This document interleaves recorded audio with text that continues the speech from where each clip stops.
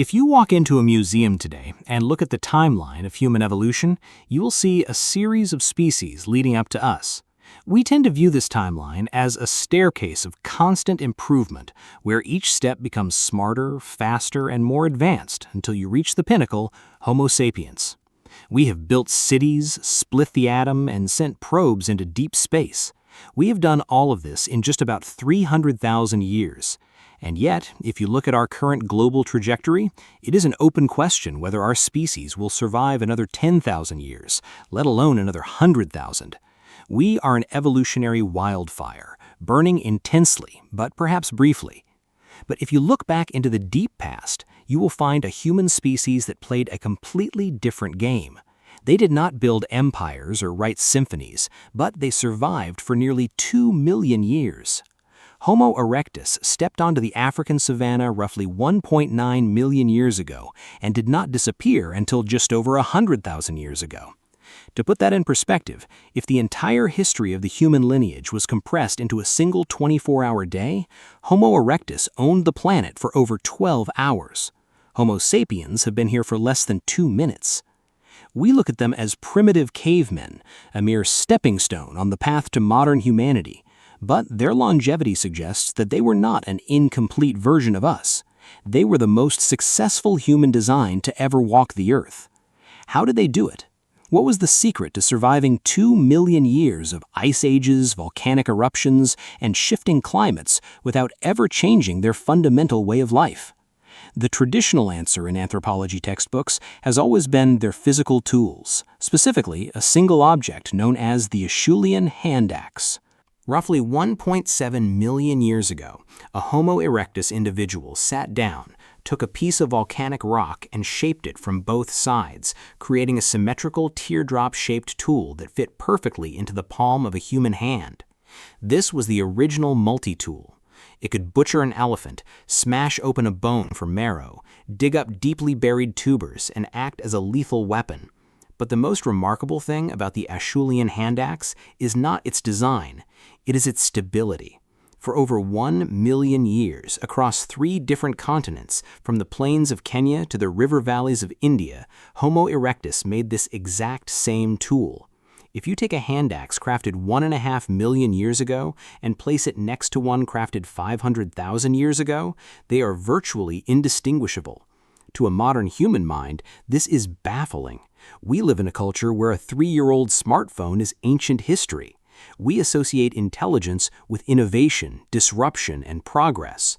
To us, 1 million years without changing your primary technology looks like a profound cognitive failure, an era of uncreative stagnation. But evolutionary biologists see something completely different. They see the ultimate evolutionary cheat code. The handaxe did not change because it did not need to change. It was the perfect piece of engineering for the world they inhabited. Homo erectus had solved the physical equation of survival. They did not suffer from the restless urge to constantly alter their environment. They achieved a state of technological equilibrium that allowed them to move through ecosystems without destroying them. But a perfect tool is meaningless without a body capable of using it, and that is where the second secret of their longevity lies. In 1984, fossil finder Kamoya Kimeyu was walking along the Noriokotom River near Lake Turkana in Kenya. He spotted a tiny fragment of a skull resting on a slope of dark sediment.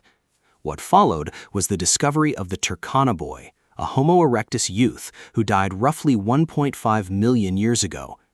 When anthropologists assembled his bones, they were shocked. From the neck down, this boy did not look like an ape.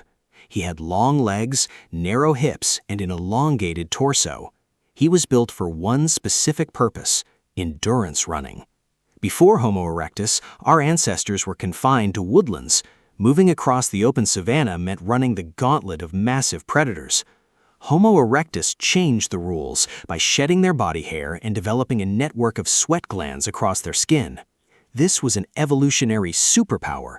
Predators like lions and leopards are incredibly fast over short distances, but they cannot sweat. They cool themselves by panting, which they cannot do while running.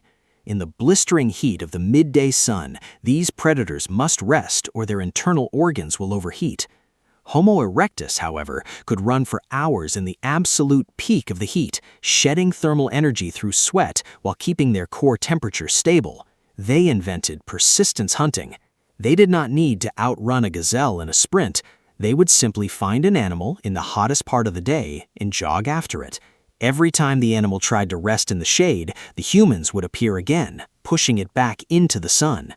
After hours of relentless pursuit, the animal's body would overheat and collapse from heat stroke. Homo erectus survived by being the most patient, outlasting every other animal on Earth. Yet physical endurance and an unchanging tool still do not fully explain how they maintained their society across 2 million years.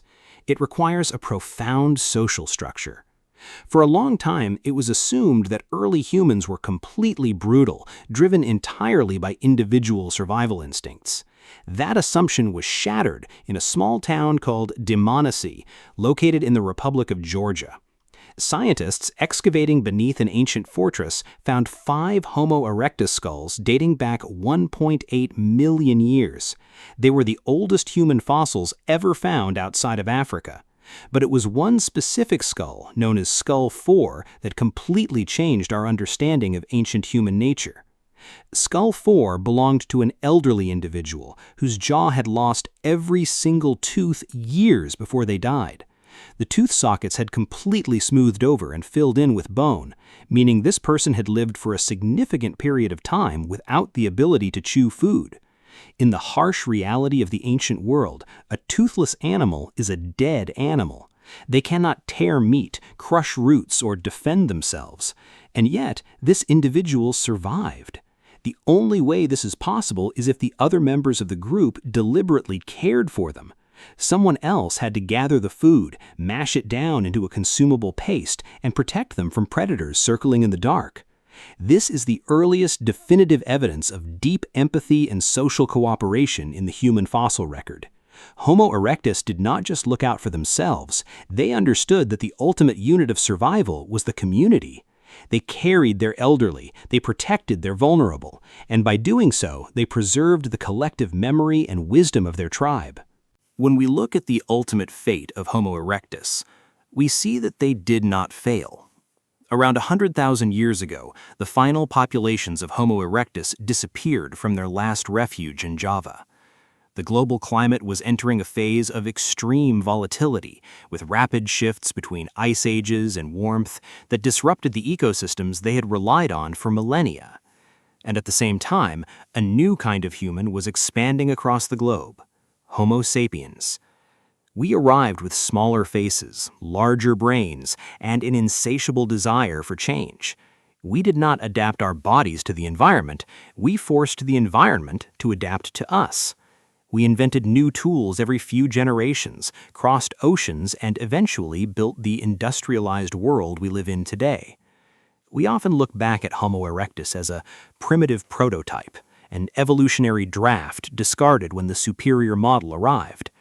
But as we look at our own world, filled with environmental degradation and the anxious pressure of an unsustainable economic system, we have to wonder who actually had the better design.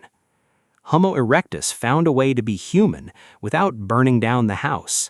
They lived in harmony with the planet for 2 million years, leaving behind nothing but stone handaxes and the bones of their loved ones. They proved that human intelligence does not have to be a destructive force that consumes everything it touches. It can be a stable, enduring presence that treats the Earth as a home rather than a resource to be exploited. We pride ourselves on our capacity for endless change, but perhaps the greatest achievement a species can attain is not the ability to transform the world, but the wisdom to stay in it.